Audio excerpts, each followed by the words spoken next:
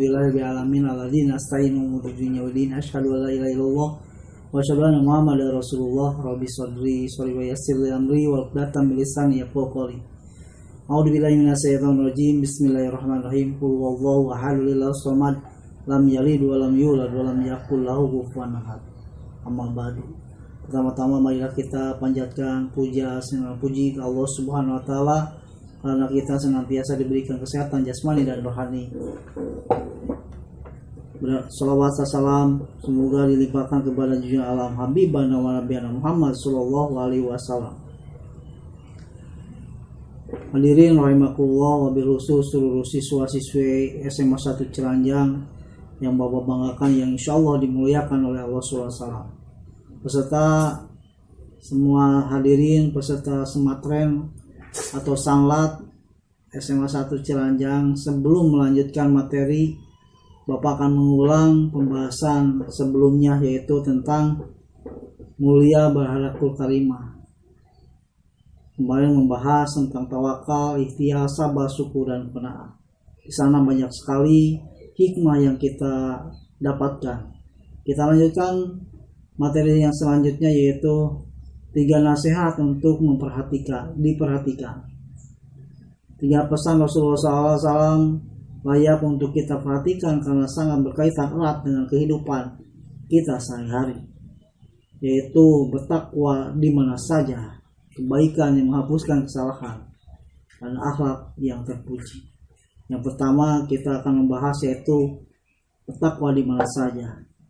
Definisi takwa, Bapak akan menanyakan ke kalian, pernahkah kalian berjalan di tempat yang berduri?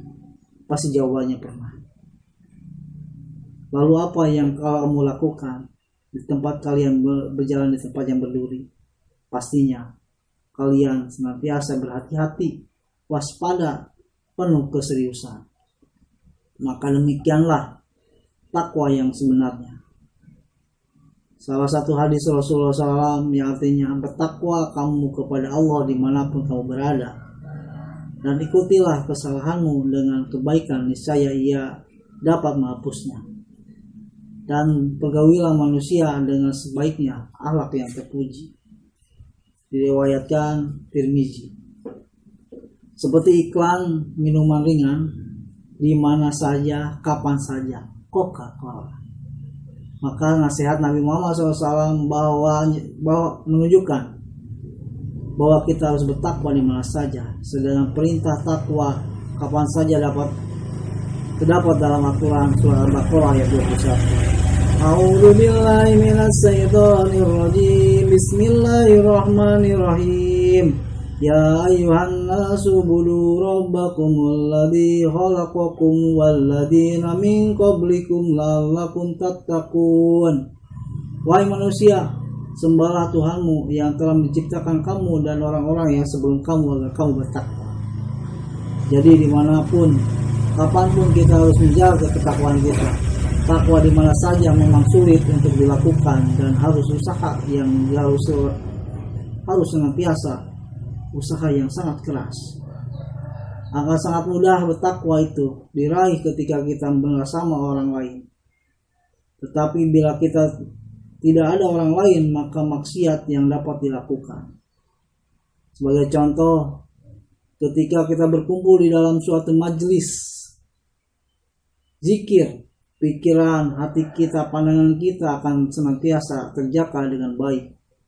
Tetapi ketika kita berjalan sendirian di suatu tempat keramaian atau tempat pusat pembelanjaan, maka pikiran, pandangan kita tidak bisa terjaga.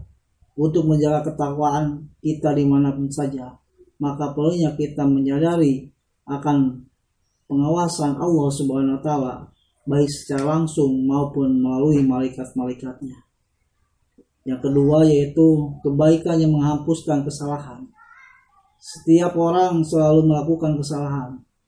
Hari ini mungkin sudah melakukan kesalahan, baik yang kita sadari maupun tidak sadari, sengaja maupun tidak sengaja. Oleh sebab itu, segeralah kita melakukan kesalahan. Lakukan kebaikan. Kebaikan tersebut dapat menghapuskan kesalahan yang telah dilakukan. Seperti firman Allah Subhanahu wa taala dalam Al-Qur'annya, wallahu ya'idukum maghfirah minhu. Ya, artinya sedangkan Allah menjadikan untukmu ampunan terhadap dosa-dosa di dunia dan akhirat. Untuk dosa yang merugikan kita sendiri, maka salah satu cara untuk menghapusnya adalah dengan bersedekah. Rasulullah SAW bersabda, sedekah itu menghapus kesalahan sebagaimana air memadamkan api. Maka ada orang yang ketika dia sakit senantiasa dia bersedekah. Mungkin selama dia sehatnya dia tidak pernah bersedekah, lupa dengan fakir miskin, lupa dengan membayar zakat apa yang selama ini mereka dapatkan, agar penyakit segera sembuh. Hal ini dikarenakan segala penyakit yang kita miliki itu adalah kesalahan yang kita pernah lakukan. Sedangkan dosa yang dilakukan terhadap orang lain, maka perlu dilakukan adalah memohon maaf, yang bagi beberapa orang yang sangat sulit kita lakukan. Karena memohon maaf duluan itu susah. Yang mengganjal itu adalah setan. Segeralah minta maaf. Seperti diriwayatkan oleh Rasulullah SAW,